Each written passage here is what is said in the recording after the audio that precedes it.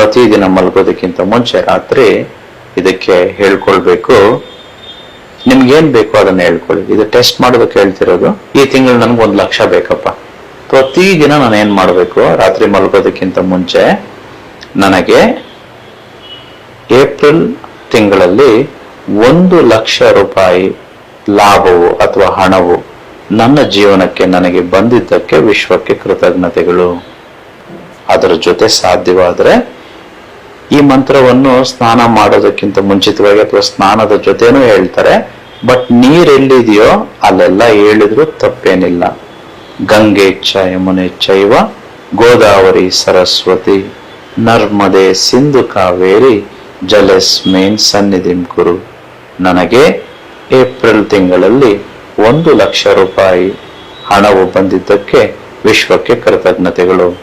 3 ಸಲ ಹೇಳ್ಬೇಕು. ಇದನ್ನ 3 ಸಲ ಹೇಳಿ ಮುಚ್ಚಿಟ್ಬಿಟ್ಟು ಮಲ್ಕೊಳ್ಳಿ.